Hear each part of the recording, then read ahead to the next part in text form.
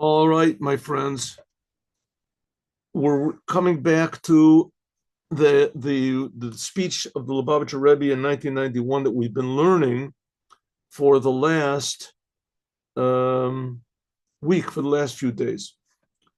And it's talking about Moshiach, and it's talking about how this topic, this bizarre topic of this week's Torah portion, which is tzorat, which, as we said, is translated as leprosy, but of course it's not leprosy. It's this strange impurity, in spiritual impurity that a person gets because of certain sins that he does, especially the sin of speaking damaging speech, lashon hara. So it used to be that a person would, the impurities of this person's soul would be revealed on the person's skin. And the Rebbe points out that it's a general principle in Judaism that imperfections in a person's soul, sins, can always be corrected. But we have to correct them ourselves. But they can always be corrected, and God helps tremendously. So that's the idea of tzorat. So the Rebbe says even more. The ultimate correction, of all sins and imperfections and mistakes and lackings and transgressions that people do is going to come through the encouragement of Mashiach. Mashiach is going to encourage everyone to realize what God really is. And then God is also going to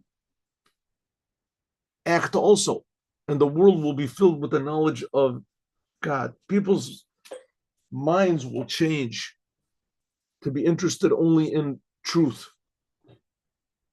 And what is truth? Is that God is creating everything, and God is creating everything for a purpose, and that every person, every human being is precious to God. Okay, so here first of all, let's begin by giving charity. Charity saves from death. Here we go, charity. But charity, tzedakah tatzil mimovis, charity saves from all bad things, and it brings all good things. Okay, so that's why the Rebbe stressed the Rebbe stressed that this week's Torah portion is a double reading, and each one of these chapters hints at Mashiach, and even more, it hints at the process, the steps by which Mashiach will arrive. And so it's the names of the Torah portions we have are Tazria and Metzora. Tazria is a good thing. Tazria means giving birth, giving seed, giving birth. And Metzora is a bad thing. That's this leprosy that we're talking about. But the content of each one of these Torah portions is the opposite of its title. Tazria, like we said, is Mashiach, but the whole content of it is the disease. That's the topic. And the second Torah portion is called Metzora. That's the disease, but its whole content is how to cure it. And so the Rebbe said that's hinting at 4 stages. First stage is Mashiach. Then second stage is the disease, revealing that the disease of Metzora is really a tremendously high level of godliness, that God hides himself. So the ability of God to hide himself, that's revealed. The ability of, so what do we see? We see concealment, but really it's a very high thing. The ability of God to conceal himself. That's the content of Tazria. Tazria is Mashiach, and the content is talking about the disease, but revealing that the disease is really tremendously high godliness, concealed. Then the next step is Metzora. Then we'll see the truth, what the disease really is, what Metzora is. And then after that will come the healing of it, that after we see that all of the bad things are really godliness, but just concealed, then it's like I gave the example yesterday, like let's say a person who's got a really scary face, appears in the nighttime, whatever, to a little child, he's always scared. And suddenly the person just turns around and realizes, no, it was his father put a mask on the back of his head. He turns around, oh, it's my father, the best thing possible he could have. The same thing, all the bad things we see in the world is just, so to speak, the backside of God. It's how God conceals himself. When God just turns around, then suddenly we realize that there really never was any bad in the first place. Really, the bad was really good. And the only reason there was things in the world like crime and murder and depression and all these things was only because God was concealed. We just misinterpreted everything. And that's what Moshiach is going to do. Moshiach is going to teach the world how to properly interpret everything, and then the good will really be revealed. And that's what we got up to yesterday. And we corresponded this to the counting of the Omer. And the counting of the Omer really corrects the 7 aspects of our emotional personality. And each one of those 7 aspects contains 7 sub-aspects. So this is 49, 7 times 7. And now we're in the 3rd week, and that fixes up the emotional aspect of Tiferes, which is beauty or balance. The first week is love. The second week is power, severity. 7 aspects of love, 7 aspects of severity. And this week is 7 aspects of beauty or balance. It says the Rebbe that now, the Rebbe was now speaking in Shabbat, and Shabbat, that year that the Rebbe was speaking was the lowest aspect of beauty. Malchut of Tiferet. Remember, we learned that yesterday. And this Malchut of Tiferet means kingship. That's the lowest aspect of God. And that, of course, refers to the Moshiach. Moshiach is going to be a king. And Tiferet means he's going to be a king, but in a beautiful way. In a beautiful way. And it says something about Tiferet, beauty. What is beauty? So a thing that's beautiful usually means that it contains in it a whole array of colors. It makes harmony between all these different colors, sometimes even opposite colors. Like you have a picture that's one color, you can say that it's artistic, you can say that it's unique, you can say that it's deep, but it's not beautiful. Pictures that are just one color are not beautiful. You have a black and white picture. Oh, beautiful. Rare. I don't know if there is ever such a thing like that. Could be breathtaking. You see this view from top of a mountain or something like that, but it's not beauty. Beauty is usually when there's a lot of different colors, a lot of different, aspects to the harmony. Harmonious is beautiful. So in our case, we're saying what is beautiful is when there's harmony between the highest levels of godliness and the lowest levels of godliness. The lowest aspects of this world and the highest, everything is encompassed. Everything is in harmony. So that's Malchut Shebi Tiferet. That's kingship, the Mashiach, and how Mashiach will encompass everything in a balanced way. So let's go. Here we go. Okay. What's the Rebbe telling us all this for? Because the speeding up of Mashiach depends on us. Because the whole essence of what Mashiach is just to bring out the true potential of every human being. Right? The message of the Torah is that every human being is essentially good. And Mashiach is going to bring out this essential goodness in everyone. The implications of if everybody is essentially good is that if a person does sin, he goes against God, he does terrible things, that's not the real person. That's not the real true person.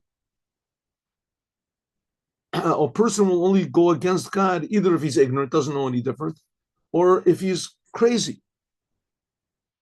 The whole world is crazy. Okay, but nevertheless, it's not the person. You don't have to wipe the person out totally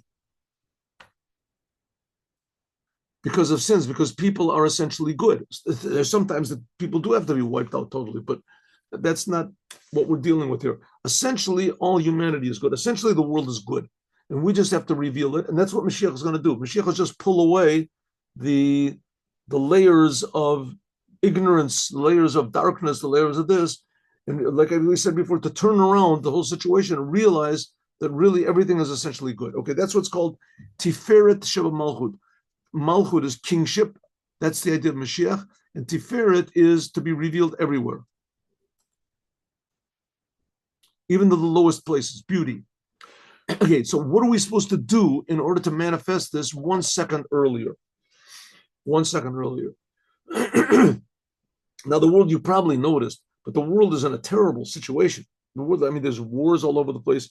This thing in Ukraine, there's like thousands of people that are dying every day, and the soldiers every day. And there's drugs all over the place. And then in America, there's the fentanyl, and hundreds of people are dying every day.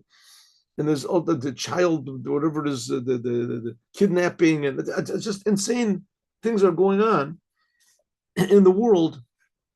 And it can all be, it's all unnecessary. It's all unnecessary. It's all unnecessary. And nobody benefits from it. Nobody. Even the criminals that make billions of dollars, whatever it is, they don't benefit from it. Right? They have to kill and they have to do this in order to maintain their, and no one is happy. There's total imbalance in the world. It says the Mashiach is going to come and reveal, he's going to balance everything. That's what's called Malchut of Tiferet. So, but the arrival of Mashiach depends on us. Now, it could be that it depends just on one person. Each and every person has to say that everything depends on me. I have to do a little bit more good, and maybe that's the final thing that'll actually tip the scales and actually bring Mashiach. But it's going to happen. How do we know it's going to happen? Because it says in the Torah that God is going to return all the Jews back to Israel. And that's like what Moses did. Moses took all the Jews out of Egypt to bring them to Israel. That's the whole point. Mashiach is going to really bring all the Jews to Israel. There was a time in Jewish history when all the Jews were in Israel. There was a time, I mean, up to the first temple. Up to the first temple, the destruction of the first temple, basically all of the Jews were living in Israel. Right? God took them out all of Egypt, and they brought them to the land of Israel. All the Jews were living in the land of Israel. That's the Mashiach is going to return that, because then the Jews will be where they're supposed to be. Everyone will be there who's supposed to be, and the world will be the way it's supposed to be. Human beings will realize that the fact that says in the Torah, everyone was made in the image of God. But that's what Mashiach is going to do, just like Moses did. As Mashiach is going to do, but we have to bring him 1 second earlier. Or let's explain what is the straight, easy path to reveal Mashiach in this world by means of Malchut's kingship of beauty, of harmony. Malchut should be Tiferet. What are we actually supposed to do? The Rebbe explained to us before that there is such a thing, but what are we supposed to do? Since the Mashiach is coming immediately, but he still has not come. And therefore, therefore, we have to make an effort. The last efforts, like it was with the Metzora, the spiritual leper, says that the blemish appeared only on the external of his skin. Just a little bit has to be fixed up. But we have to fix it up. Every single Jew. We have to do something in order to bring the Mashiach. Oh, so what are we supposed to do? There has to be ha'pu'ula. You have to do something. You have to do something. Lo ayidei malchut b'torata, not by means of just the king. Mashiach himself, pure Mashiach. Pure Mashiach.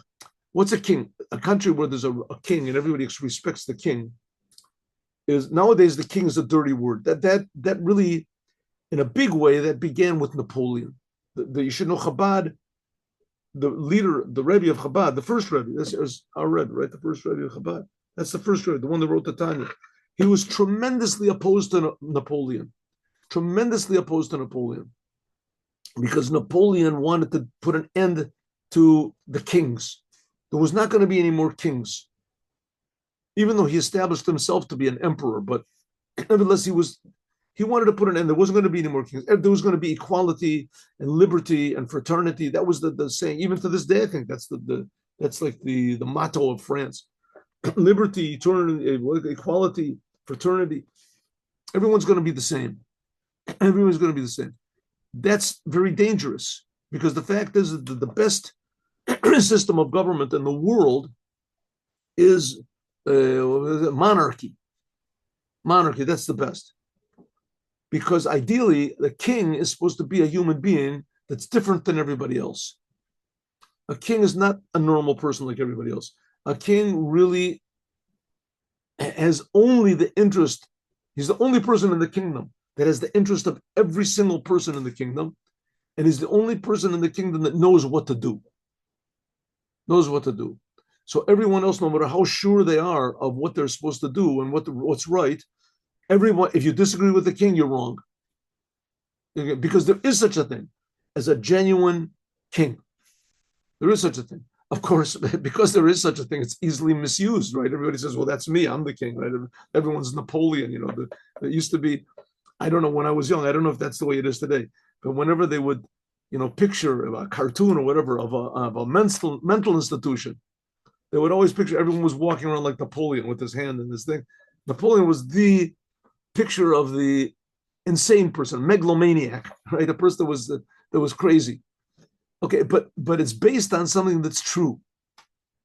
The difference between a king, by the way, and a dictator in Judaism is a king is called a melech, a dictator is called a moshel, memshalah. Memshalah means a dictator rules everyone against their will, and a king rules everyone with their will. People know and they accept that their opinions are not necessarily right, and they know and accept that the king is always right. No, of course, like we say, it's a dangerous thing to have a king. That's what Napoleon pointed out. But on the other hand, it's a necessary thing. To have a genuine king is a necessary thing. Without that, then there's always going to be some sort of confusion. It's confusion. There could be the president, whatever, United States, whatever, he makes a mistake. A king never makes a mistake. That's the way it's supposed to be anyway. But there is such a thing as a person that never makes a mistake, never. And that's the prophets in Judaism. That's the Jewish prophets. They never made a mistake, but they usually were not the kings. And of course, ideally, Moshiach. Moshiach is going to be a person. He's never going to make a mistake. It says he's going to be a prophet like Moses or more than Moses. Okay, but pure kingship, we haven't got yet. What do we want? Mashiach is going to be the beauty of kingship. How do we bring this? Since the Mashiach is supposed to come any moment. The Mashiach is supposed to come any moment. The world is truly lacking a true leader that never makes a mistake. It's always right. But the fact of the matter is the Mashiach has not actually come. Even those people that say that the Rebbe, Lubavitcher Rebbe, is the Mashiach, but it really means that he's the Mashiach. And if you look at the Maimonides, you see that Mashiach has two stages. One is where you can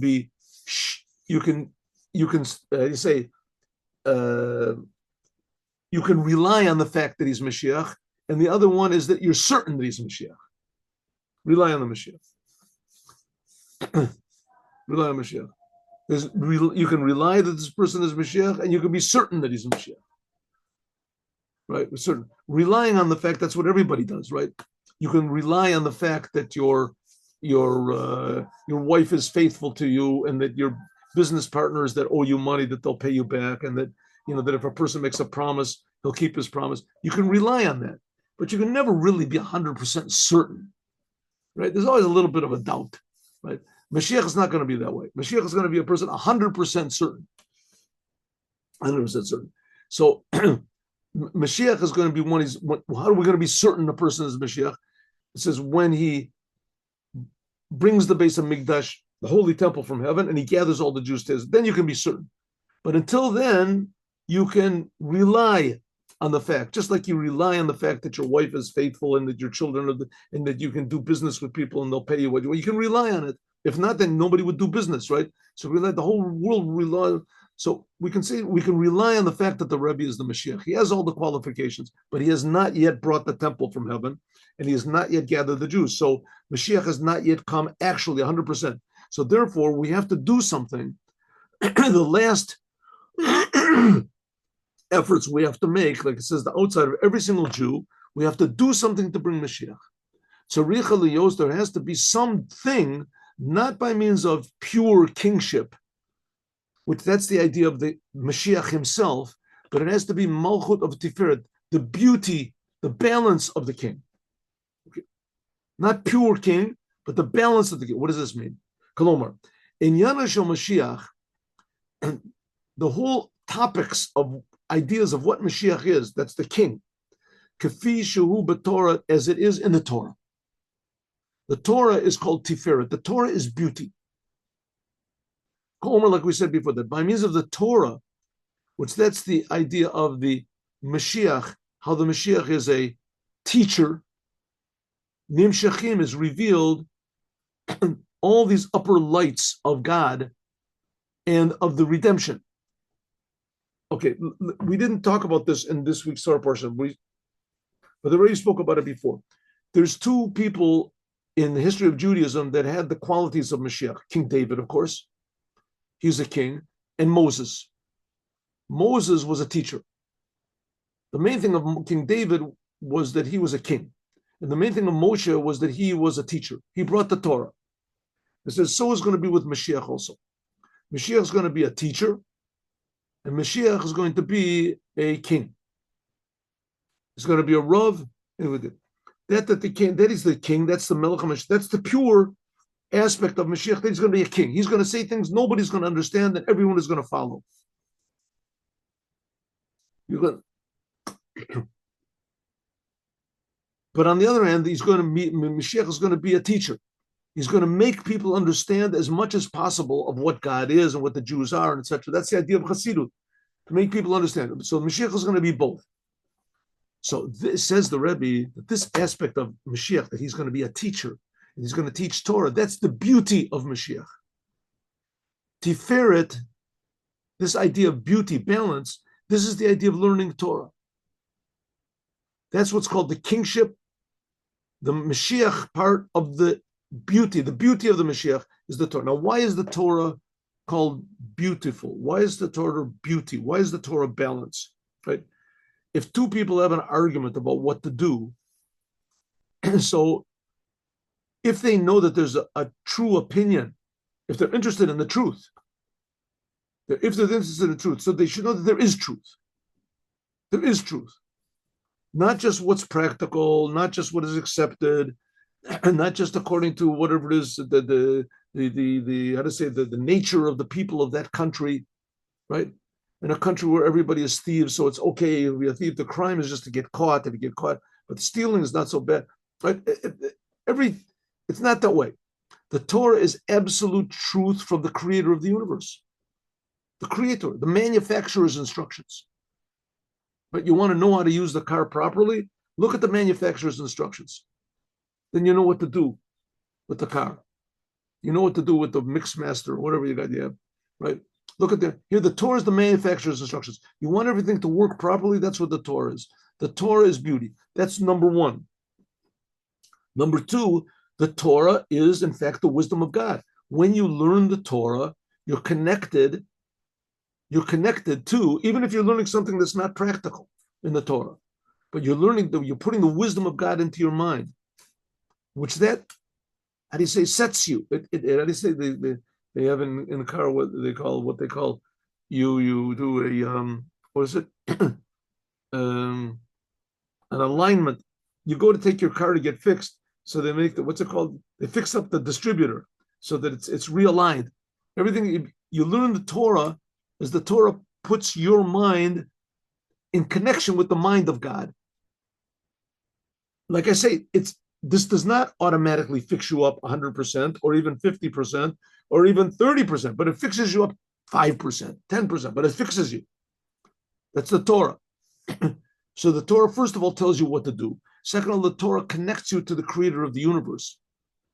And the third thing is that the Torah, when you say the words of Torah and bring it, the Torah fixes up the world. There's less problems in the world around you.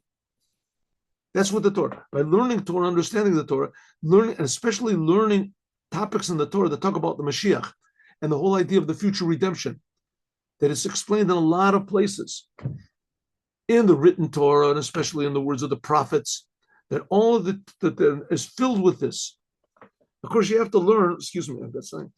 You have to learn with the commentaries, with the Jewish commentaries. You have to learn with the genuine commentaries of rabbis that were really interested in the true meaning. But when you do, you see that the prophets, Isaiah and etc., all these things are talking about what Mashiach really is, not how it's been diverted and perverted. You have to look at the genuine commentaries, the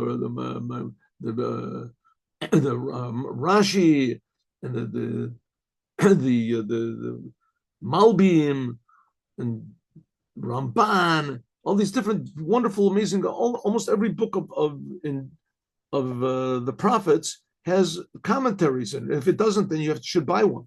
And also what's written in the Talmud, in the Talmud and the Gemara, especially in Sanhedrin and the end of Sota, it explains about what's going to happen when Mashiach comes, and especially also in the teachings of Hasidut, and beginning with, first of all, and Kabbalah, Reish Kol, and the Zohar. It says by reading the Zohar and explain this, you can read it in English, the Zohar. A lot of it is Kabbalistic, but most of it you can understand. It says that Elijah the prophet said to Rabbi Shimon Bar Yochai, he said, with this book of yours, in the book of the Zohar, the Jewish people are going to go out of the exile in mercy. When people's heads are in the right place, so they know what to look for, they know what to expect, they know what Mashiach is, what's supposed to happen, and especially the Torah to Hasidut.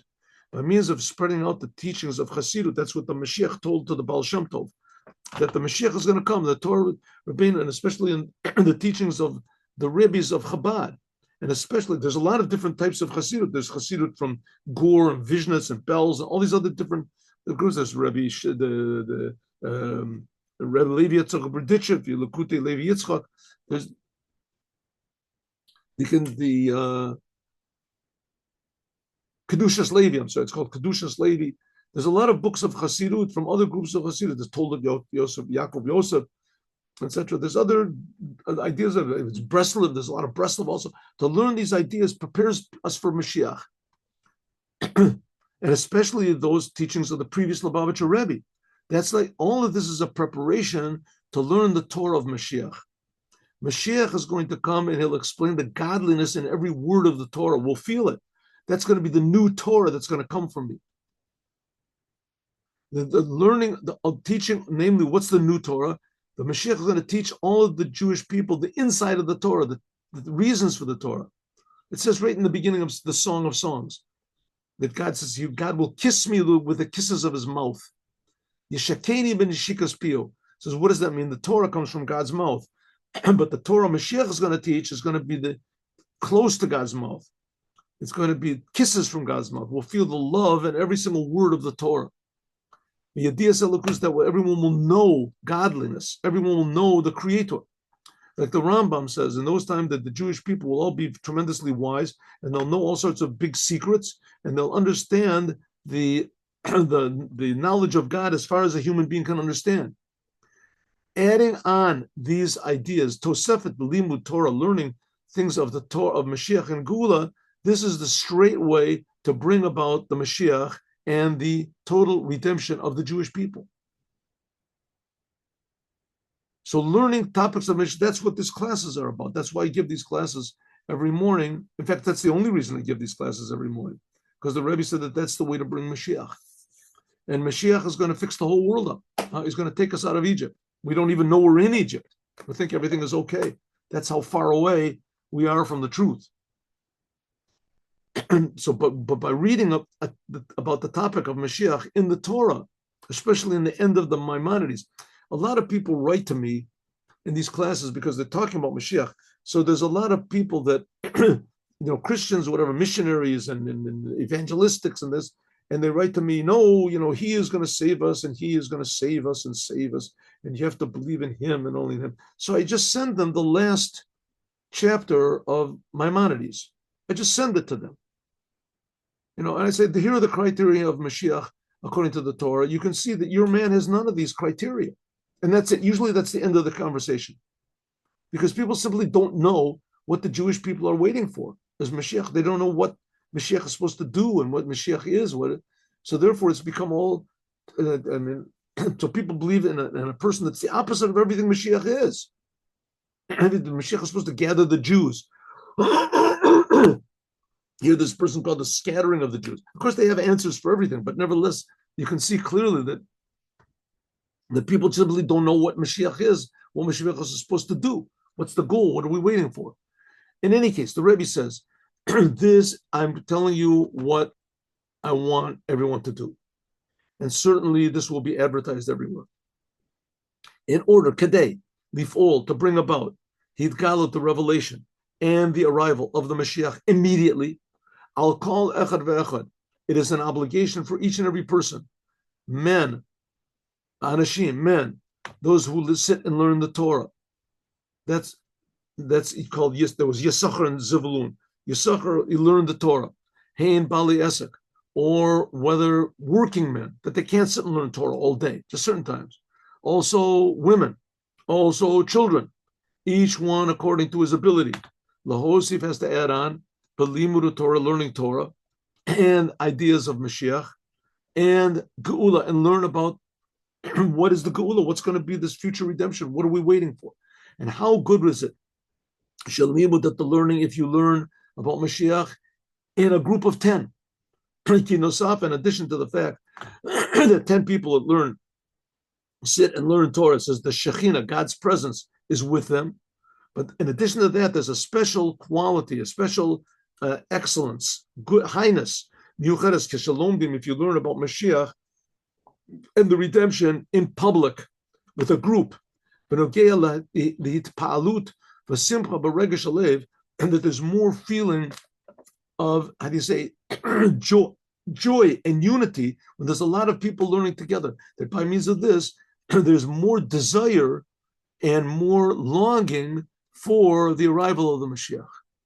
But Od Be'ikar, and the main thing is we have to we have to add on doing the commandments.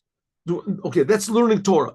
We should learn more Torah, and especially learn Torah in matters of Mashiach, and especially if we can learn in groups. One person reads, everybody, and even more, the Hosif became now commandments. When you do commandments, as you're supposed to do the commandments, more special. More special. You have tefillin, give them in to be checked. You have tefillin that are worth $200, buy tefillin that are worth $500. It's worth it. You have tefillin that are worth $500, buy tefillin that are worth $1,000. $1,000. You have that are $1,000, buy tefillin that are $2,000. That's the top. That's the top. The tefillin don't cost more than that. Get the best tefillin that there are. $2,000. How much do you spend for a car? How much do you spend for a computer? Right? How much do you spend? And then you have to throw the car away after 5 years, 10 years. Here you have tefillin, good tefillin, last the whole life. You can give it to your children. You can pass it down as an inheritance to your generations and generations. And especially it says when you do tzitzis, check your tzitzis regularly. Shabbat, learn the laws of what Shabbat are. Keep Shabbos exactly. Right? Go to classes, learn what a mezuzah is, how to be the best mezuzah, how to kosher food. The kosher food should be the most special, the best kosher food. Find out who the hechsher is from. Who are the rabbis that are overseeing this? Everything to do as happy and as exactly as possible. The most beautiful way. That's called tiferet, beauty. And especially doing charity, especially giving charity. You're used to giving $1, give $2. You gave $2, give $5. You give to the synagogue, to the shul, you give to the yeshiva, you give $100, give $200. Give more. Because tzedakah makes the redemption come close. And it's kadai, worthwhile, and it's proper to add on the kasher, to attach, to relate this addition that you give in charity, in Mosafa B'Torah B'Inyani Mashiach V'Gula, that when you learn Torah, we're saying now you should learn more Torah. Find another class.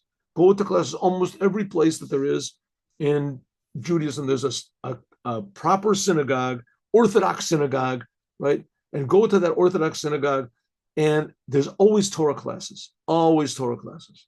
And you have Torah classes online. But it's a good thing to learn Torah everywhere, even online. But that's what the Rebbe is saying. If you learn in a group and you learn face to face, it's better than learning online. Not that learning online is bad. It's a good thing. But I mean, that's all my classes are online. But there's nothing like sitting and learning face to face with other people. You're able to learn, you're able to this, and it also increases in the beauty of it. That's tiferet. And by means of this, there's an addition in charity will be in the intention. Why do you give charity? In order to bring the future redemption. Since that this kavana, this on its own, is part of learning the Torah in Geula. Learning Torah and giving charity should be put together. Learning Torah brings the future redemption. But that's only in thought mostly. And you learn it, but when you give charity, that's in action. Like it says, Gadol tzedakah shemakareves zabula. That charity also brings the future redemption. May it be God's will. Yehi ratzon. Shehachlata, that the resolutions that we make on this to learn more Torah, to learn Torah about Mashiach, if possible, to learn Torah in a group, to give charity, to be more careful and beautiful in all of the commandments that we do, especially giving charity, that all of this should bring and speed up and immediately bring the desire, hatachlit hamakuvan, our intended desire, namely the revelation and the arrival of Mashiach. Actually, really, simply what the Rebbe is saying. Today, this Torah portion that we learned today, the Rebbe is speaking on Shabbat, right? What we're reading here is just what people remembered from what the Rebbe said, and then they would hand it into the Rebbe, and the Rebbe would correct it. This is a man, this is, like it says in our Torah portion, a woman, when she gives seed and gives birth to a child. This will be the law of the Metzora, which we explained before. The Metzora, leprosy, is really a good thing. Lifnei Kriya b'Torah, this is going to be this Torah portion in the nighttime.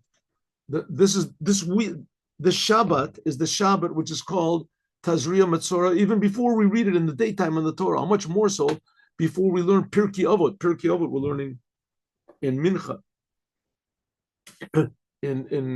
After at the end of Shabbat we learn Pirkei Avot, the chapters of the fathers. That even before all this should be the birth and the revelation of the Mashiach, which the Mashiach is called the leper of the house of Rebbe.